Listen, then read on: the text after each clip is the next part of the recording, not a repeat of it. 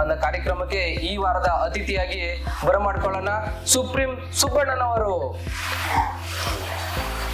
Sir, ಕಾರ್ಯಕ್ರಮಕ್ಕೆ ಸ್ವಾಗತ ಸುಸ್ವಾಗತ. ಕೂತ್ಕೊಳ್ಳಿ ಸರ್. Thank you. ಇವರು ಮೂಲತಃ ಚಿಕ್ಕನಾಯಕನಹಳ್ಳಿ ಸುಪ್ರೀಂ ಸುಬ್ಬಣ್ಣನವರು ಅಂತ ಇಡೀ ಕರ್ನಾಟಕ ರಾಜ್ಯ ಸವಿತಾ ಸಮಾಜಕ್ಕೆ ಹೆಸರುವಾಸಿ ಆದಂತವರು. ಇವರು ಚಿಕ್ಕನಾಯಕನಹಳ್ಳಿಯಲ್ಲಿ 3 ಅಂತಸ್ತಿನ ಸಮುದಾಯ ಭವನ ಕಟ್ಟಿರುತ್ತಾರೆ. ಇವರು ಮೂಲತಃ ಚಿಕ್ಕನಾಯಕನಹಳ್ಳಿನವರು. ಇವರು ಕರ್ನಾಟಕ ರಾಜ್ಯ ಸವಿತಾ ಸಮಾಜಕ್ಕೆ ಪ್ರಸಿದ್ಧಿ ಆದಂತವರು. ಸುಬ್ಬಣ್ಣನವರು ಜೀವನವನ್ನ ನಾವು ವಿಶ್ಲೇಷಣೆ ಮಾಡೋಣ. ಮೂಲತಃ ಸುಬ್ಬಣ್ಣನವರು ಚಿಕ್ಕನಾಯಕನಹಳ್ಳಿಯಲ್ಲಿ ಒಂದು ಸೆಲೂನ್ ಅನ್ನ ನಡೆಸ್ತಾ ಇರ್ತಾರೆ. ಆ ಸೆಲೂನ್ ವಿಶೇಷತೆ ಏನಪ್ಪಾ ಅಂದ್ರೆ ಸಾಹಿತ್ಯಕ್ಕೆ ಬಹಳ ಒತ್ತು ಕೊಟ್ಟಂತಹ ಸುಪ್ರೀಂ ಸುಬ್ಬಣ್ಣವರ ಜೀವನ ವಿಶ್ಲೇಷಣೆಯನ್ನ ನಾವು ಇವತ್ತು ವಿಮರ್ಶೆ ಮಾಡೋಣ. ಹೇಗಪ್ಪ ಅಂತಂದ್ರೆ ಇವರು ಸಾಹಿತ್ಯದಲ್ಲಿ ಯಾವ ತರ ತಿಂಗಳಿಗೊಮ್ಮೆ ಸಾಹಿತ್ಯದಲ್ಲಿ ಒಳ್ಳೊಳ್ಳೆ ಸಾಹಿತ್ಯಗಾರರನ್ನು ಕರೆಸಿ ಇವರು ಆ ಸಾಹಿತ್ಯವನ್ನು ಮಾಡ್ತಾ ಇದ್ರು. ಅವರ ಜೀವನವನ್ನ ಒಂದೊಂದು ಹಂತವಾಗಿ ನಾವು ವಿಶ್ಲೇಷಣೆ ಮಾಡ್ತಾ ಹೋಗೋಣ. ವೀಕೆಂಡ್ ವಿತ್ AR ಕಾರ್ಯಕ್ರಮದ ಪ್ರಾಯೋಜಕರು ಐಶ್ವರ್ಯ ಬ್ಯೂಟಿ ಝೋನ್ ಹಾಗೂ ನಂಬರ್ 1 ಬ್ಯೂಟಿ ಝೋನ್ ಅರ್ಪಿಸುವ ಈ ಕಾರ್ಯಕ್ರಮದ ಪ್ರಾಯೋಜಕರು ಹಾಗೂ ನಮ್ಮ ಸುಪ್ರೀಂ ಸುಬ್ಬಣ್ಣನವರು ಚಿಕ್ಕನಾಯಕನಹಳ್ಳಿ ಮೂಲತಃದವರು. ಇವರು ಬಾಲ್ಯ ವ್ಯವಸ್ಥೆಯನ್ನ ಅವ್ರ ಬಾಲ್ಯ ವ್ಯವಸ್ಥೆಯಲ್ಲಿ ಹೇಗಿದ್ರು ಅನ್ನೋದ ವಿಮರ್ಶನೆ ಮಾಡೋಣ. ಅವ್ರನ್ನೇ ಕೇಳೋಣ. ಸರ್, ನಿಮ್ ಬಾಲ್ಯ ವ್ಯವಸ್ಥೆ ಚಿಕ್ಕ ವಯಸ್ಸಲ್ಲಿ ಹೇಗಿತ್ತು ಸರ್? ಎಲ್ರಿಗೂ ನಮಸ್ಕಾರ. ನಾನು ಚಿಕ್ಕನಾಯಕನಹಳ್ಳಿ, ತುಮಕೂರು ಜಿಲ್ಲೆಯ ಒಂದು ಚಿಕ್ಕನಾಯಕನಹಳ್ಳಿ ತಾಲೂಕಿನಿಂದ ಹುಟ್ಟು ಬಂದಂತವನು. ನಮ್ಮ ತಂದೆ ರಾಮಯ್ಯ ಅಂತೇಳಿ, ನಮ್ಮ ತಾಯಿ ಲಕ್ಷ್ಮಮ್ಮ ಅಂತೇಳಿ, ನನ್ನ ಹೆಂಡತಿ ಬಂದು ವನಜ, ನನಗೆ ದೀಪ್ ಅಂತ ಒಬ್ರು ಮಗಳಿದ್ದಾರೆ, ನನಗೆ ಮೊಮ್ಮಕ್ಕಳಿಬ್ಬರಿದ್ದಾರೆ, ದೇವಸ್ಮಿತಾ ಅಂತ ಮತ್ತೆ ಸೊಗಸು ಅಂತೇಳಿ. ನಾನು ಚಿಕ್ಕನಾಯಕನಹಳ್ಳಿನಲ್ಲಿ ಬಡ ಕುಟುಂಬದಿಂದ ಜನಿಸಿ ಬಂದಂಥವನು. ಕಡು ಬಡತನದಲ್ಲಿ ನಮ್ಮ ತಂದೆ ಕ್ಷೌರ ಮಾಡ್ಕೊಂಡು ಪೆಟ್ಟಿಯ ಶಾಪ್ನಲ್ಲಿ ನಮ್ಮನ್ನ ಬೆಳೆಸಿದ್ರು. ನಂತರ ನಾನು ಚಿಕ್ಕನಾಯಕನಹಳ್ಳಿನಲ್ಲಿ ನಾನು ಸಹ ಕ್ಷೌರಿಕ ವೃತ್ತಿ ಮಾಡಿಕೊಂಡು ಜೀವಿಸ್ತಾ ಇದ್ದೆ. ಇದಿಷ್ಟು ನನ್ನ ಬಾಲ್ಯದ ಜೀವನ.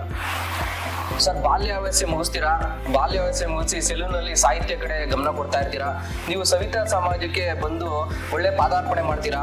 ಅವತ್ತು ಚಿಕ್ಕನಾಯಕನಹಳ್ಳಿಯಲ್ಲಿ ಮೂಲತಃ 3 FTR ಬಿಲ್ಡಿಂಗ್ ಕಟ್ಟಿ ರಾಜ್ಯ ಸವಿತಾ ಸಮಾಜಕ್ಕೆ ಹೆಸರುವಾಸಿ ಆಗ್ತೀರಾ. ಇದ್ರ ಬೆಳವಣಿಗೆ ಹೆಂಗೆ ಸರ್? ನಾನು ಚಿಕ್ಕನಾಯಕನಹಳ್ಳಿಂತ ಸಂಘಟನೆ ಇಲ್ಲದಂತ ಊರಲ್ಲಿ ನಾನು ಜನಿಸಿದೆ. ನನಗೆ ಹಲವಾರು ಸಂಘ ಸಂಸ್ಥೆಗಳಲ್ಲಿ ಕೆಲಸ ಮಾಡೋಂಥ ಒಂದು ಸುಯೋಗ ಸಿಕ್ತು. ಆಗ ಅನ್ಕೊಂಡೆ, ನಾನು ನಮ್ಮ ಸವಿತಾ ಸಮಾಜದಲ್ಲಿ ಒಂದು ಸಣ್ಣ ಸವಿತಾ ಸಮಾಜದಲ್ಲಿ ಹುಟ್ಟಿದ್ದೀನಿ. ಈ ಸವಿತಾ ಸಮಾಜನ ನಾನು ಸಂಘಟನೆ ಮಾಡಬೇಕು ಅನ್ನೋ ಒಂದು ದೊಡ್ಡ ಆಸಕ್ತಿ ಬಂತು. ಆ ಆಸಕ್ತಿಯ ಫಲನೇ ನಾನು ಸವಿತಾ ಸಮಾಜನ ಸಂಘಟನೆ ಮಾಡೋದ್ರ ಜೊತೆಗೆ ಹಲವಾರು ಹೋರಾಟಗಳಲ್ಲಿ ಸವಿತಾ ಸಮಾಜದಲ್ಲಿ ತೊಡಗಿಸ್ಕೊಂಡೆ. ಸವಿತಾ ಸಮಾಜದ ಅಧ್ಯಕ್ಷನಾದ್ರು ಭಾರಿ ಚಿಕ್ಕ ವಯಸ್ಸಿನಲ್ಲಿ ನಾನು ಸವಿತಾ ಸಮಾಜದ ಅಧ್ಯಕ್ಷನಾದೆ. ಆ ಸಂದರ್ಭದಲ್ಲಿ ಬರೀ ಅಧ್ಯಕ್ಷನಾಗಿದ್ರೆ ಏನು ಪ್ರಯೋಜನ? ನಂತರ ಈ ಸಮಾಜಕ್ಕೆ ಏನಾರ ಮಾಡ್ಬೇಕನ್ನೋ ಒಂದು ಉದ್ದೇಶಕ್ಕೆ ಹಲವಾರು ಹೋರಾಟಗಳಲ್ಲಿ ನಾನು ತೊಡಕೊಂಡೆ. ಸವಿತಾ ಸಮಾಜಕ್ಕೆ ಸವಲತ್ತನ್ನ ಕೊಡಿಸ್ಬೇಕು ಅನ್ನೋ ವಿಚಾರದಲ್ಲಿ ನಾನು ನಮ್ಮ ಸ್ಥಳೀಯ ನಾಯಕರುಗಳ ಮತ್ತೆ ಶಾಸಕರ ಮತ್ತೆ ಹಲವಾರು ಸಂಘ ಸಂಸ್ಥೆಗಳೆಲ್ಲ ಸಹಕಾರಗಳನ್ನ ಪಡೆದು ನಾನು 3 ಅಂತಸ್ತಿನ ಸವಿತಾ ಸಮಾಜ ಸಮುದಾಯ ಭವನನ್ನ ನಿರ್ಮಾಣ ಮಾಡಿದೆ. 3 ಅಂತಸ್ತು ಅಂತಂದ್ರೆ 3 ಸಹ RCC ಇಟ್ಕೊಂಡು ಸುಮಾರು ಒಂದು 40ರಿಂದ 50 ಲಕ್ಷ ಇನ್ವೆಸ್ಟ್ಮೆಂಟ್ ಮಾಡಿ ಅದನ್ನ ಸರ್ಕಾರಿ ಅನುದಾನಗಳನ್ನ ಪಡೆದು 3 ಅಂತಸ್ತು ಸಮುದಾಯ ಭವನ ಮಾಡಿದೆ. ಅದ್ರ ವಿಶೇಷತೆ ಏನಪ್ಪಾ ಅಂತಂದ್ರೆ, ನಮ್ಮ ತಾಲೂಕಿನಲ್ಲಿ ಅನ್ಯ ಜಾತಿಗಳು ಹಲವಾರು ಅನ್ಯ ಜಾತಿಗಳಿದಾವೆ. ಯಾರು ಸಹ ಅಂತ ಒಂದು ಸುಸಜ್ಜಿತವಾದ ಸಮುದಾಯ ಭವನನ್ನ ನಿರ್ಮಾಣ ಮಾಡಿಲ್ಲ. ಅಂತ ಒಂದು ಸುಸಜ್ಜಿತವಾದ ಸಮುದಾಯ ಭವನ ನಮ್ಮ ಸಮಾಜಕ್ಕಾಗಿ ನಾನು ನಿರ್ಮಾಣ ಮಾಡಕ್ ಪ್ರಯತ್ನ ಮಾಡಿದೆ. ಮತ್ತೆ ಅದರಲ್ಲಿ ಯಶಸ್ವಿ ಕೂಡ ಆದೆ. ಅದನ್ನ ಕಳೆದ ಒಂದು 6-7 ವರ್ಷದ ಹಿಂದೆ ಲೋಕಾರ್ಪಣೆ ಮಾಡಿ ಇವತ್ತು ಅತಿ ಹೆಚ್ಚು ಸುಂದರವಾಗಿರೋಂಥ ಒಂದು ರಾಜ್ಯದಲ್ಲೇ ಇತಿಹಾಸವಾಗಿರೋಂಥ ಒಂದು ಸಮುದಾಯ ಭವನ ಚಿಕ್ಕನಾಯಕನಹಳ್ಳಿ ನೆಲೆ ನಿಂತಿದೆ. ಅದಕ್ಕೆಲ್ಲರೂ ಸಹಕಾರ ಕೊಟ್ಟಿದ್ದಾರೆ.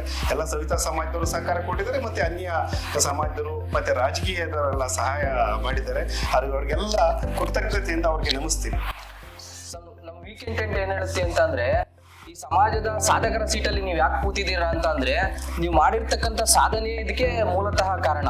ಇವತ್ತು ಕರ್ನಾಟಕ ರಾಜ್ಯ ಸವಿತಾ ಸಮಾಜದಲ್ಲೇ ಚಿಕ್ಕನಾಯಕನಹಳ್ಳಿಯಲ್ಲಿ ಮಾದರಿಯಾದಂತಹ ಒಂದು ಸವಿತಾ ಸಮಾಜದ ಭವನವನ್ನು ನಿರ್ಮಿಸಿರ್ತಾರ. ಅದರ ಕೃತಜ್ಞತೆ ಇವತ್ತು ರಾಜ್ಯ ಸವಿತಾ ಸಮಾಜರು ನಿಮ್ಗೆ ಸಲ್ಲಿಸಬೇಕು ಅಂತ ನಮ್ಮ ವೀಕೆಂಡ್ ಟೆಂಟ್ ಹೇಳ್ತಾ ಇದೆ ಸರ್. ನಮ್ಮ ವೀಕೆಂಡ್ ಟೆಂಟ್ ಅಲ್ಲಿ ಇನ್ನೇನ್ ಹೇಳುತ್ತೆ ಅಂದ್ರೆ ಸರ್, ಮತ್ತೆ ನೀವು ಹಲವಾರು ಸಂಘ ಸಂಸ್ಥೆಗಳಲ್ಲಿ ಗುರುತಿಸ್ಕೊಂಡಿದ್ದೀರಾ, ನಿರ್ದೇಶಕರಾಗಿದ್ದೀರಾ, ಡೈರೆಕ್ಟರ್ ಆಗಿದ್ದೀರಾ, ಮತ್ತೆ ಕರ್ನಾಟಕ ರಾಜ್ಯ ಸವಿತಾ ಸಮಾಜದಲ್ಲಿ ಕನ್ನಡ ಸಂಸ್ಕೃತಿ ಇಲಾಖೆ ರಾಜ್ಯಾಧ್ಯಕ್ಷರಾಗಿದ್ರಿ. ಇದೆಲ್ಲ ಬೆಳವಣಿಗೆ ಹೆಂಗೆ ಸರ್? ಏನಿಲ್ಲ, ಸಮಾಜದಲ್ಲಿ ತೊಡಸ್ಕೊಂಡು ಹೋಗ್ತಾ ಇದ್ದಾಗ ತಾನೇ ಎಲ್ಲ ಸಂಘ ಸಂಸ್ಥೆಯವರು ನನ್ನ ಗುರುತಿಸಕ್ಕೆ ಪ್ರಯತ್ನ ಮಾಡಿದ್ರು. ಅದಾದ್ಮೇಲೆ ನಾನು ಸಹ ಗುರುತಿಸ್ಕೋಬೇಕು ಅನ್ನೋ ಒಂದು ವಿಚಾರದಲ್ಲಿ ನಾನು ಸಹ ಪ್ರಯತ್ನ ಮಾಡಿದೆ.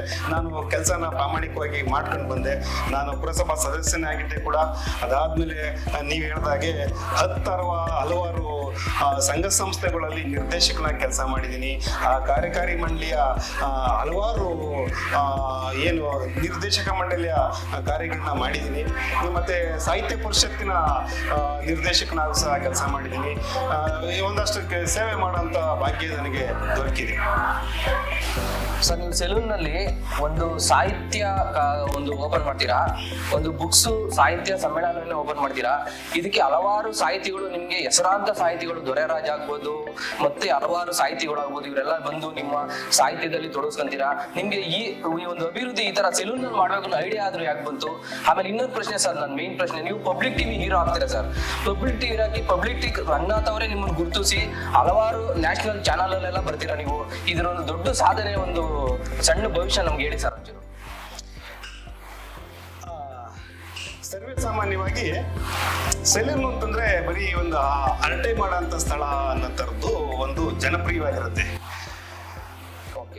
ಅಂತ ಸಂದರ್ಭದಲ್ಲಿ ನನಗೆ ಮನಸ್ಸಲ್ಲಂತೂ ನಾವಿದು ಆಯುಷ್ಕರ್ಮ ಮಾಡಿ ಸುಂದರವಾಗಿ ಜನಗಳನ್ನ ಮಾಡಿ ಕಳಿಸ್ತೀವಿ, ತಲೆ ಮೇಲೂ ನಾವು ಒಳ್ಳೆ ಕುಶಲಕರ್ಮಿಗಳಾಗಿ ಕೆಲಸ ಮಾಡ್ತೀವಿ, ತಲೆ ಒಳಗಡೆ ಒಂದಿಷ್ಟು ಸಾಹಿತ್ಯನ ತುಂಬಿ ಕಳಿಸೋಂಥ ಕೆಲಸ ನಾನು ಯಾಕೆ ಮಾಡಬಾರ್ದು ಅಂತೇಳಿ ನನಗೆ ಅನ್ನಿಸ್ತು. ನಂತರ ನನಗೆ ಹಡಪದ ಅಪ್ಪಣ್ಣನವರು ನನಗೆ ಸ್ಫೂರ್ತಿ ಆಗ್ತದೆ.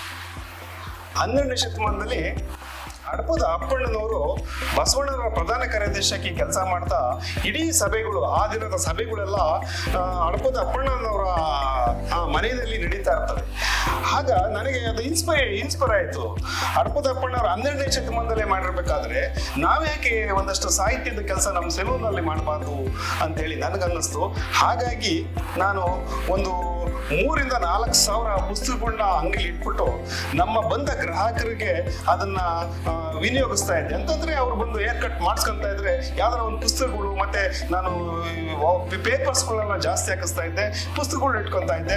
ಯಾರಾದ್ರೂ ಹೇರ್ ಕಟ್ಸಿಗೆ ಬಂದ್ರೆ ಅವ್ರ 10 ಬುಕ್ಸ್ ತಗೊಂಡು ಹೋಗ್ಬೋದು, 20 ಬುಕ್ಸ್ ತಗೊಂಡು ಹೋಗ್ಬೋದು. ಮುಂದಿನ ಹೇರ್ ಕಟ್ಟಿಗೆ ಬಂದಾಗ ನನಗೆ ಮತ್ತೆ ವಾಪಸ್ ಕೊಡಿ, ಓದ್ಕೊಡಿ, ಇದೊಂದಿಷ್ಟು ಸಾಹಿತ್ಯದ ಮತ್ತೆ ಜ್ಞಾನಾರ್ಜನೆಗೆ ಒಂದು ಅವಕಾಶ ಯಾಕೆ ಮಾಡ್ಕೊಳ್ಬಾರ್ದು ಅಂತ ಹೇಳಿ ನನಗೊಂದು ಮನಸ್ಸಿಗೆ ಬಂತು. ಅದಕ್ಕೆ ಸ್ಫೂರ್ತಿ ಆದವರು ಹಲವಾರು ಜನ ಇದ್ದಾರೆ. ಆ ಸ್ಫೂರ್ತಿ ಮುಖಾಂತರ ನಾನು ಈ ಸೇವೆನ ಮಾಡ್ಲಿಕ್ಕೆ ಪ್ರಯತ್ನ ಮಾಡಿದೆ. Okay, thank you, congratulation sir. ನೀವು ಪಬ್ಲಿಕ್ ಟಿವಿ ಅದ್ರಲ್ಲ, ಅದ್ರ ಬಗ್ಗೆ ಒಂದು ಸ್ವಲ್ಪ ಹೇಳಿ ಸರ್.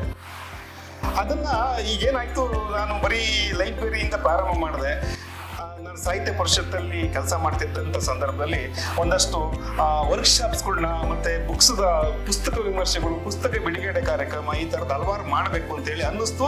ಅದ್ರ ಜೊತೆಗೆ ಅದಕ್ಕೆ ಪೂರಕವಾಗಿ ಅದನ್ನ ಪ್ರತಿ ತಿಂಗಳು ಒಂದೊಂದು ಕಾರ್ಯಕ್ರಮನ ಮಾಡ್ಲಿಕ್ಕೆ ಪ್ರಯತ್ನ ಮಾಡ್ತಾ ಇದ್ದೆ. ಪ್ರತಿ ಮಂಗಳವಾರ, ಒಂದು ತಿಂಗಳಿನ ಮೊದಲನೇ ಮಂಗಳವಾರ ಒಂದು ಪುಸ್ತಕದ ವಿಮರ್ಶೆ ಅಂತೇಳಿ ನಾವೆಲ್ಲ ಸಾಹಿತ್ಯ ಪರಿಷತ್ ಹುಡುಗರೆಲ್ಲ ಸೇರ್ಕೊಂಡು ರಾಜ್ಯದ ಹಲವಾರು ಮೂಲೆಯಲ್ಲಿರೋಂಥ ಸಾಹಿತಿಗಳ ಪುಸ್ತಕಗಳನ್ನ ವಿಮರ್ಶೆ ಮಾಡೋದು, ಅವ್ರನ್ನೇ ಕರೆಯೋದು. ಈಗ ಬರಗೂರು ರಾಮಚಂದ್ರಪ್ಪರದೊಂದು ಪುಸ್ತಕ ಬಿಡುಗಡೆ ಆಗಿದೆ ಅಂತಂದ್ರೆ ಅವ್ರನ್ನೇ ಕರೆಯೋದು, ಅದ್ರ ಬಗ್ಗೆ ಡಿಸ್ಕಷನ್ಸ್ ಮಾಡೋದು. ರಾಮತರಿಕೆರದ ಒಂದು ಪುಸ್ತಕ ಆಗುತ್ತೆ ಅಂತಂದ್ರೆ ಅವ್ರ ಬಗ್ಗೆ ಒಂದು ಡಿಸ್ಕಷನ್ಸ್ ಮಾಡೋದು. ಮತ್ತೆ ಪುಸ್ತಕ ಬಿಡುಗಡೆ ಇರುತ್ತೆ, ಆ ಪುಸ್ತಕ ಬಿಡುಗಡೆನ ಮಾಡ್ತಾ ಇದ್ದೆ. ಈ ತರದ್ದು ನಡೀತಾ ಇತ್ತು ಸರ್. ಕರ್ನಾಟಕ ರಾಜ್ಯ ಸವಿತಾ ಸಮಾಜಕ್ಕೆ ಇವತ್ತಿನ ಯುವ ಪೀಳಿಗೆಗೆ ಒಂದು ಕಿವಿ ಮಾತು ಏನ್ ಹೇಳ್ತೀರಾ ಸರ್ ನೀವು? ಏನಿಲ್ಲ, ಅಂಬೇಡ್ಕರ್ದ ಒಂದು ತತ್ವ ಇದೆಯಲ್ಲ, ಸಂಘಟನೆ, ಶಿಕ್ಷಣ, ಹೋರಾಟ, ಇದಿಷ್ಟನ್ನ ನಮ್ಮ ಯುವಕರು ಬಳಸ್ಕೊಂಡು ಬರೀ ಹೇರ್ ಕಟರ್ಸ್ ಆಗಿರಬಾರ್ದು, ಅದನ್ನ ಬಳಸ್ಕೊಂಡು ಶಿಕ್ಷಣವನ್ನ ಕೊಡಿಸ್ಕೊಳ್ಬೇಕು ಮಕ್ಕಳಿಗೆ. ಶಿಕ್ಷಣ ಜೊತೆಗೆ ಸಂಘಟನೆ ಮಾಡ್ಬೇಕು. ಸಂಘಟನೆಯಿಂದ ನಾವ್ ಏನ್ ಬೇಕಾದ್ರೆ ಪಡಿಬಹುದು. ಸರ್ಕಾರಗಳೇ ನಮ್ಮ ಪಾಲಿಗೆ ನಮ್ಮ ಶಕ್ತಿ ಆಗ್ತೀವಿ ನಾವು. ಸಂಘಟನೆ ತುಂಬಾ ಚೆನ್ನಾಗಿದ್ರೆ ನಾವು ಶಕ್ತಿಯಾಗಿ ಬೆಳಿತೀವಿ, ನಾವು ನಮ್ಮ ಸವಲತ್ತುಗಳನ್ನ ಪಡಿಬಹುದು, ಹೋರಾಟಗಳ ಮೂಲಕ ನಾವು ಪಡಿಬಹುದು ಅಂತ ಅನ್ನೋದೇ ನನ್ನ ಆಸೆ, ಆಸಕ್ತಿ.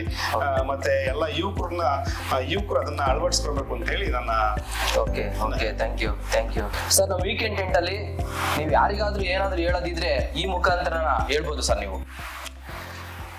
ನಾನು ನನ್ನ ಧರ್ಮಪತ್ನಿ ಹತ್ರ ಕ್ಷಮೆ ಕೇಳ್ತಾ ಇದ್ದೀನಿ. ಯಾಕೆಂತಂದ್ರೆ ಅವರು ನಮ್ಮ ಸಮುದಾಯ ಭವನದ, ಚಿಕ್ಕನಾಯಕನಹಳ್ಳಿ ಸಮುದಾಯ ಭವನದ ನಿರ್ಮಾಣಕ್ಕೆ ಅವರು ನಮ್ಮ ಸ್ವಂತ ಒಡವೆನ ಸಹ ನನಗೆ ಅಡವಿಡಕ್ಕೆ ಕೊಟ್ಟಿದ್ರು. ಆ ಸಂದರ್ಭದಲ್ಲಿ ನಾನು ಅದನ್ನ ಕಳ್ಕೊಂಬಿಟ್ಟೆ ಅದನ್ನ ನಿರ್ಮಾಣ ಮಾಡ್ಲಿಕ್ಕೋಸ್ಕರ. ನಾನು ಅದಕ್ಕಾಗಿ ಅವ್ರನ್ನ ನಾನು ಕ್ಷಮೆ ಕೇಳ್ತೀನಿ. Okay sir. ಯಾರಿಗಾದ್ರೂ ಸರ್ ಸಾರಿ ಥ್ಯಾಂಕ್ಸ್ ಅಂತ ಹೇಳ್ಬೇಕು ಅಂದ್ರೆ ನಮ್ಮ ವೀಕೆಂಡ್ ಮುಖಾಂತರ ನೀವು ಕೇಳ್ಬೋದು ಸರ್. ಥ್ಯಾಂಕ್ಸ್ ಹೇಳೋದಾದ್ರೆ ಎಲ್ಲ ಸವಿತಾ ಸಮಾಜದವರು ನನ್ನ ಪ್ರೀತಿಸಿದಿರ, ಬೆಳೆಸಿದಿರ, ನೀವೆಲ್ಲರಿಗೂ ಧನ್ಯವಾದಗಳು. ವೀಕೆಂಡ್ ವಿತ್ ಕಾರ್ಯಕ್ರಮದಿಂದ ಈ ಗಿಫ್ಟ್ ಹ್ಯಾಂಪರ್ ಈ ಸವಿತಾ ಸಮಾಜದಲ್ಲಿ ಸುಪ್ರೀಂ ಸುಬ್ಬಣ್ಣಗೆ ಒಂದು ಬಿರುದನ್ನ ಕೊಟ್ಟಿರ್ತೇವೆ. ಸಾಹಿತ್ಯ ಪ್ರಿಯ ಅನ್ನೋ ಒಂದು ಬಿರುದನ್ನ ಈ ವೀಕೆಂಡ್ ವಿತ್ ಕಡೆಯಿಂದ ಕೊಟ್ಟಿರ್ತೀವಿ. ಹಾಗೂ ಐಶ್ವರ್ಯ ಬ್ಯೂಟಿ ಝೋನ್ ಅವರ ಕಡೆಯಿಂದ ಈ ಗಿಫ್ಟ್ ಹ್ಯಾಂಪರ್ ನಿಮ್ಗೆ, ಹಾಗೂ ನಂಬರ್ 1 ಬ್ಯೂಟಿ ಝೋನ್ ಅರ್ಪಿಸುವ, ಹಾಗೂ the glam SIT main road ಇವರು ಉತ್ತಮ ಆಕರ್ಷಕ ಬ್ಲೈಂಡ್ ಮೇಕಪ್ ಅನ್ನು ಮಾಡಿಕೊಡ್ತಾರೆ. ಆಕರ್ಷಕರು ಪ್ರತಿದಿನ ಇವರನ್ನು ಸಂಪರ್ಕಿಸಬಹುದು. SIT ಮೈನ್ ರೋಡ್ ಹಾಗೂ Aishwarya beauty zone number 1 beauty zone ಅರ್ಪಿಸುವ ಎಲ್ಲರಿಗೂ ಶುಭರಾತ್ರಿ. ಧನ್ಯವಾದಗಳು. Bye bye, see you, Tata.